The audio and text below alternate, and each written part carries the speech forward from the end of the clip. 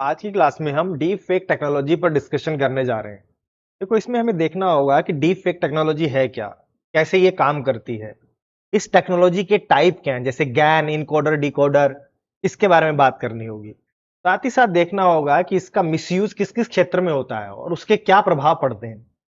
लेकिन इसके मिसयूज के साथ साथ इसके कुछ बेनिफिट्स भी हैं, इसका सही यूज भी किया जा सकता है, तो वो भी देखेंगे कि कहाँ इसका सही यूज कर सकते हैं। और फिर देखेंगे कि इसको रोकने के लिए क्या-क्या प्रयास किए जा रहे हैं भारत सरकार के द्वारा और अंतर्राष्ट्रीय स्तर पर। तो इस तरह से ये पूरा टॉपिक आपका क्लियर हो पाएगा। तो सबसे पहले देखते हैं कि डीप फेक है क्या। देखो, डीप फेक दो शब्दों से मिलकर बना है, एक है डीप और दूसरा है फेक। तो इसमें क्या किया जाता है, डीप लर्निंग। डीप लर्निंग एक आर्टिफिशियल इंटेलिजेंसी का एक प्रकार है या उसका एक भाग है, कृत्रिम बुद्धिमत्ता। और सामान्य शब्दों में कहूं तो ये एक तरह का सॉफ्टवेयर है। तो हम किसी सॉफ्टवेयर का या डीप लर्निंग का यूज करके, आर्टिफिशियल इंटेलिजेंसी का यूज करके फेक वीडियो बनाते हैं। मतलब कोई झूठा या जाली वीडियो का निर्माण किया जाएगा। किसी आपकी इमेज को किसी और की इमेज के साथ बदल दिया जाएगा। आपकी वॉइस को क्रिएट कर दिया जाएगा जाली रूप से, उसकी क्लोनिंग कर ली जाती है। तो ये सब डीप फेक के अंतर्गत आता है। तो इसको एग्जाम्पल से समझते हैं। देखो, जैसे मैं अभी क्लास ले रहा हूं साइंस टेक्नोलॉजी की, तो जब मेरी क्लास रिकॉर्ड हो जाएगी और जो वो वीडियो बनेगा, अगर उसमें मेरे फेस को किसी और व्यक्ति के फेस से बदल दिया जाए तो ये डीप फेक वीडियो हो गया। अर्थात इस वीडियो में मेरे चेहरे की जगह किसी और व्यक्ति का चेहरा लगा दिया जाएगा, तो आपको लगेगा कि कोई और व्यक्ति पढ़ा रहा है मेरी जगह पर। तो ये डीप फेक वीडियो हो गया। मेरा इमेज लिया, उस पर किसी और व्यक्ति के इमेज को आरोपित कर दिया या उसको बदल दिया उसके साथ, तो आपका ये डीप फेक इमेज क्रिएट हो जाएगा। आपकी वॉइस की कॉपी कर ली जाती है और आपकी जगह कोई और व्यक्ति बोलेगा, लेकिन उसका जो साउंड की जो आवाज है या उसका जो टोन है वो बिल्कुल मेरे जैसा होगा। ये डीप फेक ऑडियो हो गया। तो देखो, इसको और देखते हैं। अगर यहां पर देखें, देखो यहां पर आपको दो इमेज नजर आ रही हैं। ये ओरिजिनल इमेज है और ये टॉम क्रूज की इमेज है। ये हॉलीवुड अभिनेता है। तो क्या किया कि ये ओरिजिनल इमेज थी, इस पर टॉम क्रूज की इमेज को आरोपित कर दिया गया। अर्थात इसको और इस इमेज के साथ इसको बदल दिया गया। देखो, इसमें देखना, इसके हाव भाव बिल्कुल इनके जैसे हैं। दोनों में आपको बिल्कुल जो हाव भाव है सेम नजर आएंगे, लेकिन चेहरा बदल दिया गया। यहां पर इनके चेहरे की जगह पर टॉम क्रूज का चेहरा लगा दिया गया, तो ये डीप फेक इमेज बन गया। इसी तरह कुछ टाइम पहले एक केस आया था जिसमें बराक ओबामा डोनाल्ड ट्रंप को कुछ भला बुरा बोल रहे हैं। तो उसमें किया क्या, वीडियो तो बराक ओबामा की थी, लेकिन जो उनकी आवाज में उसका जो कंटेंट था वो बदल दिया गया। लग रहा था कि बराक ओबामा बोल रहे हैं, लेकिन शब्द बदल दिए गए, तो वो डोनाल्ड ट्रंप को कुछ भला बुरा कह रहे थे, इस तरह से बना दिया गया। तो वो भी एक डीप फेक वीडियो का एक पार्ट है। तो इसी तरह ये आवाज की आपका टेक्स्ट भी जनरेट किया जा सकता है कि आप जिस राइटिंग में लिखते हो, जिस स्टाइल में लिखते हो, उसको बिल्कुल कॉपी किया जा सकता है। तो ये पूरा का पूरा डीप फेक का केस है कि डीप फेक होता क्या है। अभी हमारे यहां भी एक केस आया था जिसमें किसी एक्ट्रेस का फेस बदल दिया गया था वीडियो में, तो वो भी न्यूज में था, इसलिए ये सारा न्यूज में। लेकिन हमें इन सबसे ज्यादा जरूरी है कि इसकी टेक्नोलॉजी को देखना। देखो, अगर मैं इसके पीछे की टेक्नोलॉजी की बात करूं तो इसमें दो तरह की टेक्नोलॉजी काम आती है। एक होता है इनकोडर डिकोडर और दूसरा होता है गैन। उसको देखते हैं, गैन के बाद पहले इनकोडर डिकोडर टेक्नोलॉजी को देखते हैं। देखो, इस टेक्नोलॉजी में है क्या। देखो, इस टेक्नोलॉजी में आर्टिफिशियल इंटेलिजेंसी का यूज करके ट्रेंड किया जाता है कंप्यूटर को कि वो आपकी फेक इमेज या फेक वीडियो क्रिएट करे। देखो, इसमें क्या होता है कि इसमें एक इनकोडर होता है और एक डिकोडर होता है। तो यहां पर देखो, एक ओरिजिनल इमेज ए है, तो इसमें क्या किया जाएगा, इसे इस इनकोडर में डाला जाएगा। इनकोडर का मतलब ये भी एक सॉफ्टवेयर है, आर्टिफिशियल इंटेलिजेंसी सॉफ्टवेयर है या डीप लर्निंग सॉफ्टवेयर है। तो इसके अंदर इस इमेज को डाला गया, तो ये क्या करेगा इनकोडर, इसके जो मेन मेन फीचर्स हैं उनको निकाल के वो अपने पास संभाल लेगा, स्टोर कर लेगा। अर्थात इस फेस के जो फीचर इसे इंपॉर्टेंट लगेंगे इस कंप्यूटर को या इस सॉफ्टवेयर को, उनको वो संभाल के अपने पास स्टोर कर लेगा, और उसे कहा जाता है लेटेंट फेस। अर्थात ये जो ए का फेस हमने इस इनकोडर को दिया, वो इसके क्या करेगा, कुछ कुछ फीचर्स अपने आप अपने पास संभाल के रख लेगा, या यूं को इसका छोटा वर्जन अपने पास रख लेगा। और उसके बाद एक दूसरा होता है जिसका नाम है डिकोडर। अब ये भी डीप लर्निंग है, सॉफ्टवेयर है, या यूं को आर्टिफिशियल इंटेलिजेंसी सॉफ्टवेयर है। अब जब हमें वापस से इसकी इमेज चाहिए तो ये डीकोडर क्या करेगा, इस लेटेंट फेज से वापस से इमेज को रिक्रिएट कर देगा। अर्थात इनकोडर का काम है इस फेस के मेन मेन फीचर्स को अपने पास निकाल के रखना या लेटेंट फेस का निर्माण करना, और इस फेस से वापस से पिक्चर को क्रिएट करने का काम करता है डिकोडर। तो हमने अगर लैपटॉप में डाला, सॉफ्टवेयर में डाला, तो इनकोडर क्या करेगा, उसके लेटेंट फेस को बना लेगा, डिकोडर वापस से उस इमेज को क्रिएट करेगा जब हमें जरूरत होगी। इसी तरह देखो ये बी है, इसके हुए इनकोडर क्या करेगा, लेटेंट फेस को संभाल के रख लेगा, और डिकोडर क्या करेगा, इसको वापस से रिकंस्ट्रक्ट करेगा इसके फेस को। लेकिन इस टेक्नोलॉजी में इनकोडर डिकोडर में क्या किया जाता है कि इनकोडर एक का यूज करते हैं, डिकोडर दूसरे का यूज करते हैं, जिससे फेक इमेज क्रिएट कर सकते हैं या फेक वीडियो क्रिएट कर सकते हैं। देखो यहां पर क्या होगा, यहां पर देखो ओरिजिनली फेस किसका है, ए का, ये ए है, इसका इनकोडर लगा और इसका लेटेंट फेस ए हो गया। लेकिन अब जो डिकोडर आएगा वो डिकोडर इस बी का लगा दिया जाएगा। तो देखो डिकोडर बी जो था वो किसको ट्रेन करता था, इस लेटेंट फेस बी के लिए बना था। लेकिन हमने क्या किया, इस लेटेंट फेस ए के सामने डिकोडर बी लगा दिया। तो जब इसके बाद जो इमेज बनेगी वो क्या होगी, इस ए की जगह पर इस बी की इमेज आ जाएगी, क्योंकि ये देखो ये बी है वो किसके लिए ट्रेंड किया गया है, इस बी के लिए। तो इस ए के आधार पर तो हमने इनकोडर लिया, ये इसके इमेज पर इसको क्या करेगा, आरोपित कर देगा, बदल देगा। तो इसमें हमने इनकोडर डिकोडर का यूज करके किया जाता है।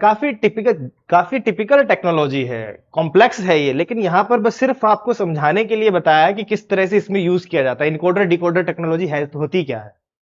तो यहां पर ये जो डिकोडर बी था वो ट्रेंड था किसके लिए, इस बी फेस के लिए। तो इसने क्या किया, इस डिकोडर ने इस ओरिजिनल फेस ए पर इस फेस को आरोपित कर दिया, तो इसका फेस बदल गया। अब ए की जगह आपको क्या दिखाई देगा, बी का फेस। लेकिन देखो लेटेंट फेस ए का ही है, तो इसकी जो अगर वो स्माइल कर रहा है तो वो स्माइल ए जैसी होगी। अगर ये ऊपर देख रहा है तो ये जो है ये ऊपर की ओर देखेगा बी। तो कुछ फीचर्स ए के हैं लेकिन कुछ फीचर्स क्या है, बी के हैं। तो जो फेस होगा वो बी का होगा, लेकिन जो अगर वो स्माइल कर रहा है, अगर सैड है, या ऊपर कहीं देख रहा है, दाएं देख रहा है, बाएं देख रहा है, तो वो किस हिसाब से होगा, वो ए के हिसाब से होगा। तो इन्होंने बी को ए के ऊपर सुपर इंपोज कर दिया एक तरह से। तो ये होती है इनकोडर डिकोडर टेक्नोलॉजी। देखो दूसरी टेक्नोलॉजी इसमें कौन सी है, दूसरी है गैन। इसको बोलते हैं जनरेटिव एडवर्सियल नेटवर्क, गैन टेक्नोलॉजी। देखो इसमें क्या होता है, इसमें दो तरह के सॉफ्टवेयर है एक तरह से। एक का नाम है डिस्क्रिमिनेटर, दूसरा है जनरेटर। एक ये रहा जनरेटर और दूसरा क्या है, डिस्क्रिमिनेटर है। ये डिस्क्रिमिनेट करता है, अंतर करता है। और जनरेटर का अर्थ क्या हुआ, जो जनरेट करता है। तो ये जनरेटर क्या करेगा, फेक इमेज को जनरेट करेगा। और डिस्क्रिमिनेटर जो होता है, इसके पास देखो यहां से अगर मैं दिखाऊं, ये डेटा सेट है रियल इमेज, जो वास्तविक इमेज है किसी व्यक्ति की वो यहां पर है, उसका डेटा सेट है, बहुत सारी इमेज है, उनमें से एक बढ़िया सी इमेज को लिया जाता है और डिस्क्रिमिनेटर को दे दिया जाता है। तो डिस्क्रिमिनेटर के पास एक ओरिजिनल इमेज है जो रियल इमेज है। अब क्या होगा, अब ये जो जनरेटर है देखो इसमें कई सारी लेयर है, यही होता है डीप लर्निंग, इसमें कई लेयर्स होती हैं। तो इस डीप लर्निंग के थ्रू ये जनरेटर जो होगा वो फेक इमेज को जनरेट करेगा, उसका निर्माण करेगा। तो ये इसने एक फेक सैंपल का निर्माण किया। अब ये जो फेक सैंपल है ये जाएगा डिस्क्रिमिनेटर के पास, और डिस्क्रिमिनेटर देखेगा कि ये जो फेक इमेज है वो वास्तविक इमेज से, रियल इमेज से कितना मैच करती है, तभी तो वो फेक हो पाएगी। तो जब वो इससे मैच करके देखेगा, अगर वो मैच नहीं होता तो ये वापस क्या करेगा, इसको कहेगा कि नहीं मैच नहीं हुआ, दोबारा से क्रिएट करो। तो ये डिस्क्रिमिनेटर अंतर करता है कि रियल है या फेक है। तो जब ये पास कर देगा कि हाँ ये जो फेक इमेज है बिल्कुल रियल जैसी लग रही है, तब माना जाएगा कि हाँ अब आपका ये फेक इमेज क्रिएट हो गई है। तो ये दो मिलकर काम करते हैं, डिस्क्रिमिनेटर और दूसरा जनरेटर। तो ये फेक सैंपल जो क्रिएट करेगा उसको मैच करने का काम डिस्क्रिमिनेटर करता है। और जब ये कह देगा कि हाँ फेक बिल्कुल रियल जैसी लग रही है, इट मींस आपका फेक इमेज बन गया है। तो यहां पर ये भी काफी कॉम्प्लेक्स टेक्नोलॉजी होती है, इसको जनरलाइज किया गया है डिस्क्रिमिनेटर और जनरेटर के थ्रू। तो दो हो गई, तो आपको बस नाम याद रखना है इनका, एक तो इनकोडर डिकोडर टेक्नोलॉजी है और दूसरा आपका ज्ञान है। तो आपसे बस वो इतना ही शायद कि आप तब पूछ ले कि ज्ञान किससे संबंधित है, तो आपको याद रखना है ये डीप फेक से संबंधित है। तो ये तो था। आपको देखो यहां पर भी एक इमेज देखें कि यहां पर एक रियल फेस है और यहां पर ये जनरेटर के द्वारा एक फेक इमेज को बनाया गया। तो ये डिस्क्रिमिनेटर इसमें से अलग करेगा और बताएगा कि रियल जैसी है या फेक है। अगर ये नहीं पहचान पाया, इट मींस क्या हो गया, आपने जो फेक बनाया बिल्कुल रियल जैसा लगता है। तो ये है आपका दो टेक्नोलॉजी जिसमें देखा जाता है फेक टेक्नोलॉजी है। एक तरह से यूं कहो कि फेक को जनरेट करने की टेक्नोलॉजी है। अब आते हैं, देखो इसके टाइप, कितने तरह का डीप फेक क्रिएट किया जा सकता है। देखो आपका वीडियो डीप फेक बनाया जा सकता है। अभी मैंने बताया बराक ओबामा का, वो बेचारे वो चीज कह भी नहीं रहे थे, उनसे कहलवा दी गई एक तरह से। तो लेकिन ये बनता कैसे है इसको समझाता हूं। देखो इसमें होता क्या है, इसमें किया क्या जाएगा कि मान लो कि बराक ओबामा का एक वीडियो लिया, कोई छोटा सा क्लिप था, तो उस क्लिप को लिया, उसमें उनकी वॉइस है तो उसकी वॉइस की क्लोनिंग कर ली जाती है। वॉइस क्लोनिंग का अर्थ है तो उसकी वॉइस की एक तरह से कॉपी कर ली जाती है। तो कंप्यूटर या सॉफ्टवेयर उसकी आवाज को बिल्कुल पहचान लेता है और बिल्कुल उसी की जैसी आवाज तैयार कर लेता है। उसके बाद आप अगर कोई भी टेक्स्ट लिखे, मान लो कि मैंने कोई टेक्स्ट लिख के दिया, तो वो सेम बराक ओबामा की आवाज में उसको रीड कर देगा। अर्थात मैं कुछ भी अगर उसको भेजूंगा कि आप इस टेक्स्ट को बोलिए, स्पीच दीजिए इसका, तो वो बिल्कुल बराक ओबामा की आवाज में बोलेगा, क्योंकि उसने वॉइस की क्लोनिंग कर ली। तो पहला इसमें सॉफ्टवेयर जो काम करता है वो होता है वॉइस क्लोनिंग का। तो वॉइस क्लोनिंग कर ली। दूसरा, आपके पास उनका वीडियो में था ही, तो मान लो कि 4 मिनट का वीडियो था, तो आपका 4 मिनट का वीडियो जो लिया आपने, 4 मिनट का वीडियो था आपके पास, तो वो क्या करेंगे, उस 4 मिनट के वीडियो में आपका वॉइस को सेट करेंगे जो उन्होंने क्लोन की है। अब देखो इसके इस तरह से देख सकते हैं इसको। देखो मान लो उन्होंने आपकी वॉइस को क्लोन किया, ये आपकी वॉइस थी और वॉइस को उन्होंने कर लिया क्लोनिंग। तो अब वो आपकी कोई भी टेक्स्ट देंगे वो आपकी वॉइस में निकल आएगा। दूसरा काम वो करेंगे, टेक्स्ट जो मैं आपसे बुलवाना चाह रहा हूं उस टेक्स्ट को कंप्यूटर को दिया जाएगा।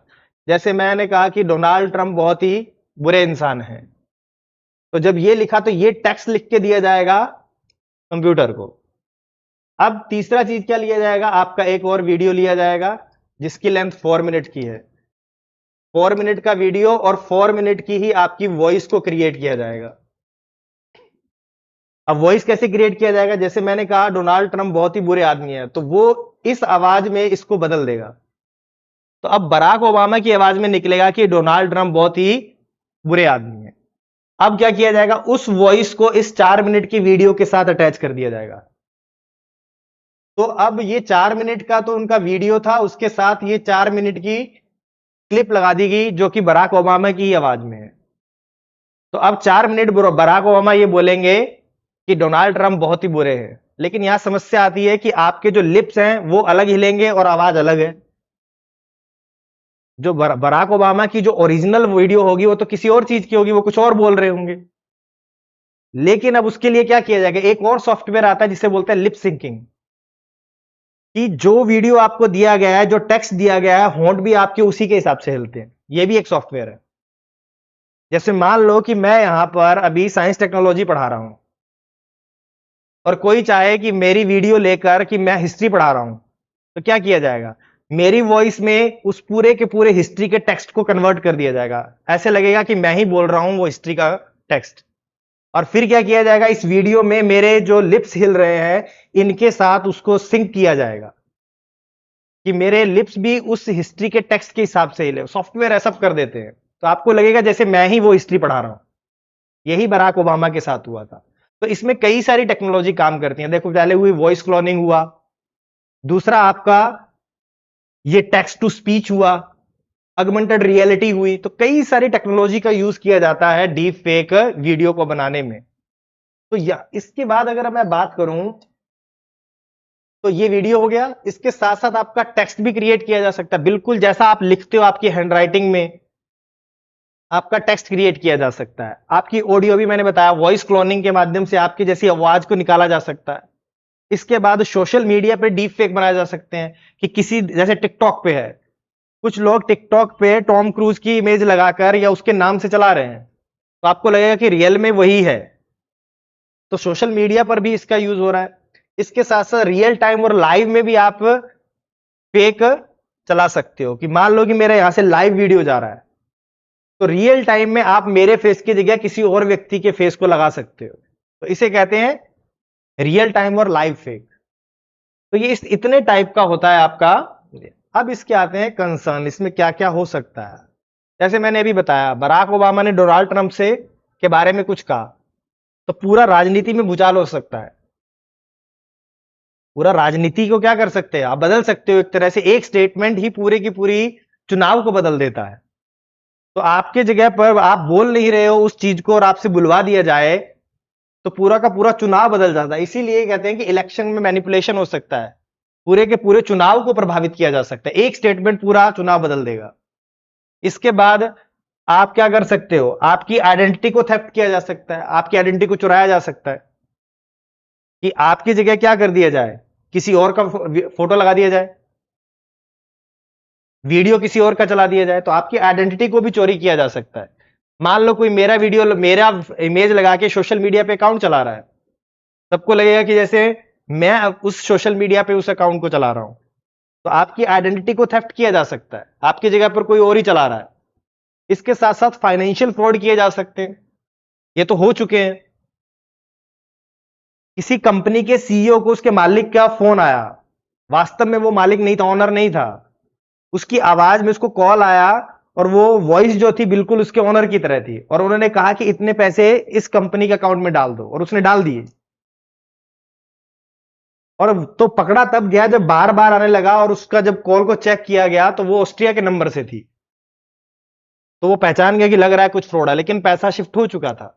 इस तरह के कई सारे केस हो चुके हैं जिसमें वॉइस को क्लोनिंग किया जाता है।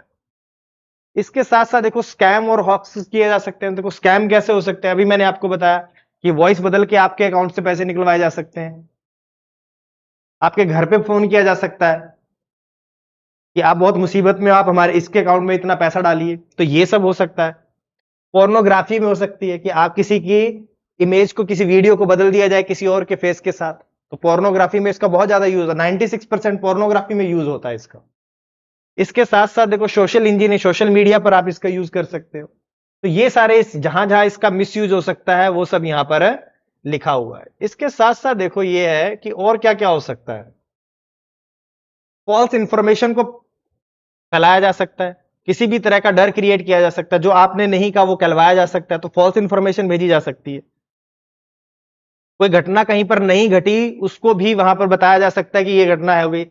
जैसे कुछ टाइम पहले यूक्रेन का रशिया के साथ वॉर चल रहा था, तो किसी न्यूज चैनल को हैक कर लिया गया और वहां पर फेक वीडियो चलाया गया कि यूक्रेन ने सरेंडर कर दिया है। तो एक मिस इन्फॉर्मेशन को पूरा का पूरा फैला दिया गया। कुछ टाइम पहले इसी तरह का इंफॉर्मेशन था कि यूएस में पेंटागन पर अटैक हो चुका है, वहां से स्मोक निकल रहा है, और भारतीय न्यूज चैनल्स ने भी उसको चला दिया, लेकिन वास्तव में वो एक फेक वीडियो था। तो मिस इन्फॉर्मेशन बहुत तेजी से फैलती है इसके थ्रू। साथ ही साथ किसी के कैरेक्टर को भी असैसिनेट किया जा सकता है, उसका गलत वीडियो डाल दिया, किसी को गाली गलौज करते हुए मान लो किसी का वीडियो डाल दिया जाए जबकि उसने कुछ किया नहीं, तो उसका कैरेक्टर असैसिनेशन हो सकता है। मान लो कोई व्यक्ति ड्रिंक नहीं करता और किसी के साथ उसका वीडियो उसके साथ फेस से बदल दिया जाए कि वो ड्रिंक करके लोगों के साथ गलत व्यवहार कर रहा है, तो उसके पूरे के पूरे कैरेक्टर को असैसिनेट किया जा सकता है इसके थ्रू। इसके बाद देखो पोर्नोग्राफी तो मैंने आपको बता ही दिया है। Erosion of trust in media, media में ट्रस्ट खत्म होता है, जैसे मैंने यूक्रेन वाला केस बताया कि अगर मीडिया चैनल पे डीप फेक का यूज करके मिस इन्फॉर्मेशन को फैलाया जाएगा तो लोग ट्रस्ट ही नहीं करेंगे कि ये सही न्यूज है या गलत न्यूज है। तो ये भी केस सामने आ रहा है। नेशनल सिक्योरिटी को थ्रेट है कि मान लो कि दो समुदायों को आपस में लड़ाने वाला कोई स्टेटमेंट जारी हो जाए, तो इस तरह की मिस इन्फॉर्मेशन करके नेशनल सिक्योरिटी को थ्रेट उत्पन्न किया जा सकता है। इसके अलावा लायर्स डिविडेंड, ये देखो लायर्स डिविडेंड क्या होता है। कि मान लो कि मैंने कुछ गलत काम किया और मेरे बारे में कोई सही रिपोर्टिंग कर रहा है कि भाई इस व्यक्ति ने ये गलत काम किया है, लेकिन मेरे लिए कितना आसान है, मैं कहूंगा नहीं नहीं ये तो सारा का सारा डीप फेक वीडियो है, मैंने ऐसा कुछ भी नहीं किया, ये डीप फेक करके बनाया गया। तो मुझे लायर को डिविडेंड मिला, लाभ मिला। तो ये कहा जाता है लायर डिविडेंड, कि आप जो सही न्यूज है, जो सही चीज है, उसे भी आप मानोगे नहीं कि ये गलत न्यूज है, डीप फेक है, इसलिए मैं इसको स्वीकार नहीं करता हूं, ये मेरे पे जानबूझ के मुझे फंसाया जा रहा है। और इंडिया में तो खासकर ऐसा होता है, कुछ लोग जब फंस जाते हैं तो तुरंत कह देते हैं ये तो डीप फेक वीडियो है। तो ये इस तरह का है। ठीक है, स्कैम्स हमने देख ही लिया कि स्कैम भी हो सकते हैं, तो ये सारा इसका मिसयूज है। लेकिन इसके साथ साथ कुछ इसके क्या है, सही जगह पर भी यूज किए जा सकते हैं। तो सही जगह पर अगर मैं यूज की बात करूं तो फिल्म डबिंग में इसका यूज कर सकते हैं। देखो फिल्म डबिंग में कैसे यूज करेंगे, कि मैंने अभी बताया था कि हम वॉइस को क्लोनिंग कर लेंगे, कि मान लो कि शाहरुख खान की आवाज है, तो शाहरुख खान की आवाज को हमने क्या किया, क्लोनिंग कर ली, और उसके बाद कंप्यूटर को टेक्स्ट दे दिया कि ये शाहरुख खान से बुलवाना है, तो उसमें जो हम टेक्स्ट देखेंगे वो शाहरुख खान की आवाज में बोला जाएगा। तो फिल्म की डबिंग ऐसी होती है कि जो डायलॉग बोला जा रहा है उसको अलग अलग लैंग्वेज में क्या किया जाएगा, बुलवा दिया जाएगा शाहरुख खान की आवाज में। तो फिल्म डबिंग में इसका यूज किया जा सकता है। इसी तरह से भी हमने देखा था कुछ टाइम पहले, जो बड़ी बड़ी सेलिब्रिटीज होती हैं वो प्रचार करती हैं या अवेयरनेस प्रोग्राम चलाती हैं, तो वो 7-8 लैंग्वेज नहीं जानते हैं, वो किसी एक ही लैंग्वेज को जानते हैं, लेकिन उनके 7-8 लैंग्वेज में वीडियो बना दिया जाता है। वो कैसे बनेगा, इसी के थ्रू, डीप फेक के थ्रू। आपने उसकी वॉइस को क्लोनिंग किया, कंप्यूटर को टेक्स्ट लिख के दिया कि ये टेक्स्ट है, इसे इस लैंग्वेज में बुलवाना है, तो आपके पास उस व्यक्ति की वॉइस है, वो उस लैंग्वेज में उसको बोल देगा। तो 7-8 लैंग्वेजेस में आप किसी व्यक्ति के इस भाषण को या उसकी स्टेटमेंट को जारी कर सकते हो, और ये किया जा रहा है। ठीक है, इसके साथ साथ एजुकेशन में यूज कर सकते हैं। एजुकेशन में देखो कैसे यूज कर सकते हैं, कि मान लो कि किसी हिस्टोरिकल पर्सन ने कोई लेक्चर दिया था, कोई भाषण दिया था, तो बच्चों को पढ़ाने के लिए हम उनको वापस से क्या कर सकते हैं, उनका पूरा का पूरा वीडियो क्रिएट कर सकते हैं, ऐसा लगेगा कि वही आके हमें लेक्चर दे रहे हैं या वही हमें पढ़ा रहे हैं। मान लो आप न्यूटन से पढ़ना चाहते हो, तो डीप फेक के थ्रू न्यूटन के पूरे का पूरा वीडियो क्रिएट कर लिया जाएगा, ऐसा लगेगा कि न्यूटन ही आपको पढ़ा रहे हैं। तो उसका प्रभाव एजुकेशन में उससे ज्यादा कनेक्टिविटी बनती है टीचिंग में, तो इसमें एजुकेशन में यूज किया जा सकता है। मान लो गांधी जी का कोई भाषण था, बहुत ही इंपैक्टफुल उनका जो भाषण था, उसको हम चाहते हैं कि गांधी जी ही डिलीवर करें, तो उनका कोई वीडियो हमारे पास होना चाहिए, तो उनकी वॉइस है उसको हम क्लोन कर लेंगे, उनका एक वीडियो है वो भी हम ले लेंगे, या उसको पूरी तरह से नया भी क्रिएट कर सकते हैं। तो वॉइस ले लिया, वीडियो बना लिया, और फिर लिप सिंकिंग के थ्रू हम उसको बना सकते हैं। तो ऐसे लगेगा कि गांधी जी हमें खुद आकर लेक्चर दे रहे हैं, तो उसका प्रभाव ज्यादा पड़ेगा। तो आर्ट में हो गया, ऑटोनॉमी एंड एक्सप्रेशन में हो सकता है। आप डीप फेक का यूज करके क्या कर सकते हो, अपने जो एक्सप्रेशन है उनको बहुत ज्यादा प्रभावी कर सकते हो, तो इसमें भी इसका यूज किया जा सकता है। क्योंकि देखो ऐसा होता है कि अगर कोई व्यक्ति क्या करे, कोई इंपैक्टफुल व्यक्ति आकर अगर आपको कोई लेक्चर देता है, कोई भाषण देता है, तो उसकी बात में वजन आ जाता है। उसी तरह से अगर मानवाधिकार के क्षेत्र में कोई काम कर रहा है, तो उसमें अगर कोई हाल ही में किसी व्यक्ति की मृत्यु हो गई मानवाधिकारों की रक्षा करते हुए, तो अगर वो कुछ मैसेज को अगर उसके थ्रू डिलीवर कराया जाए तो उसका इंपैक्ट ज्यादा होगा। तो इस तरह के काम में इसका यूज किया जा सकता है।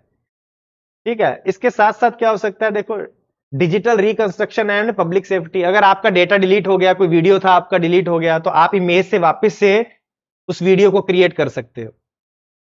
मान लो कि आपके पास थोड़ी खराब गुणवत्ता का कोई वीडियो है, तो आप उसकी क्वालिटी को बढ़ा सकते हो। तो ये सारा काम इसमें हो सकता है।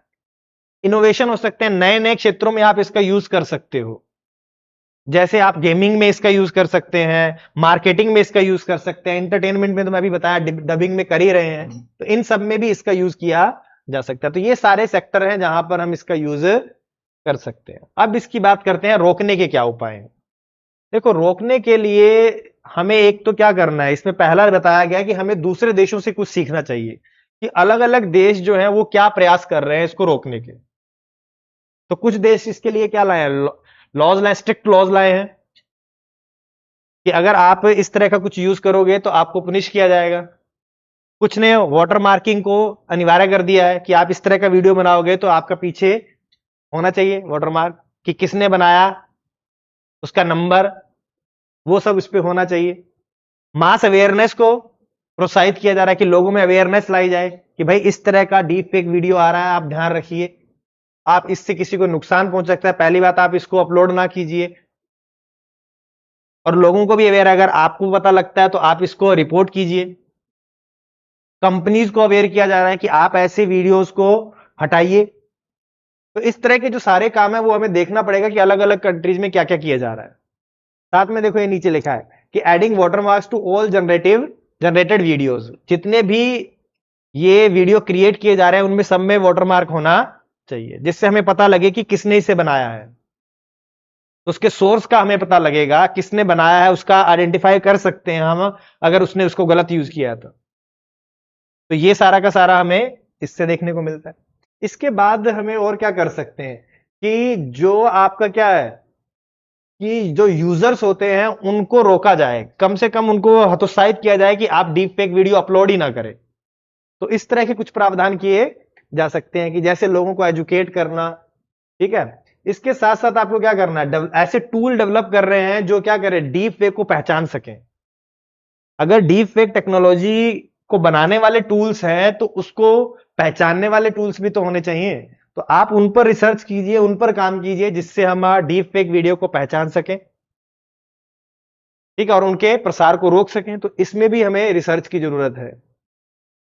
इसके अलावा हमें क्या करना है, डिजिटल गवर्नेंस को और लेजिस्लेशन को हमें स्ट्रेंथनिंग करनी है, उसको मजबूत बनाना है कि कोई इस तरह का काम करने से पहले 10 बार सोचे।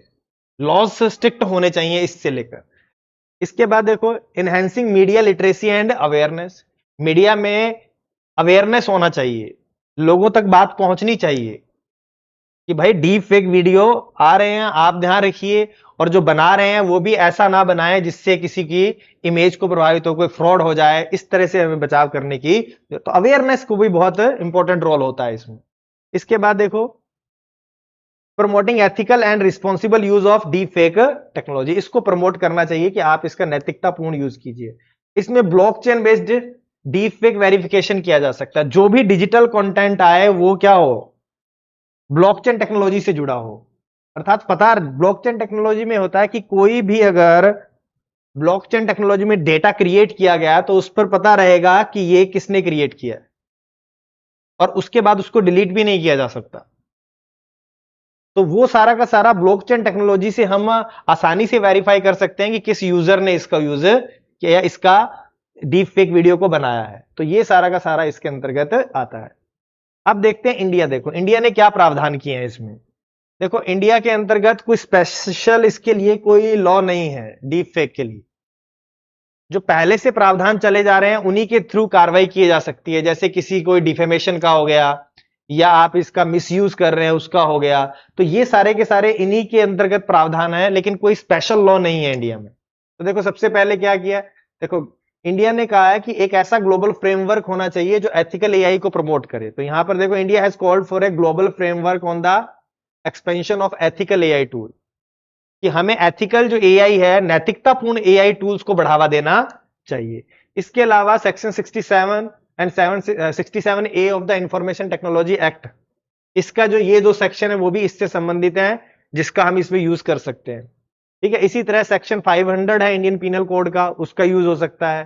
ठीक है, अभी अब डाटा प्रोटेक्शन एक्ट आया जो 2023, इसके अंतर्गत इस पर कार्रवाई हो सकती है। इसी तरह इंफॉर्मेशन टेक्नोलॉजी रूल्स 2021 है, इसके अंतर्गत भी हम इसके पर कार्रवाई कर सकते हैं। तो ये थोड़े से आपको रूल्स हैं, थोड़े ध्यान रखने हैं। तो ये सब प्रयास किए जा रहे हैं भारत के द्वारा, लेकिन अभी तक कोई कंक्रीट नहीं निकल के आ रहा है कि इसको कैसे रोका जाए, क्योंकि टेक्नोलॉजी एकदम से ये सब कुछ चेंज हो रहा है, एआई ने सब कुछ बदल दिया है। तो बहुत तेजी से टेक्नोलॉजी डेवलप हो रही है और नए नए एप्लीकेशन आ रहे हैं।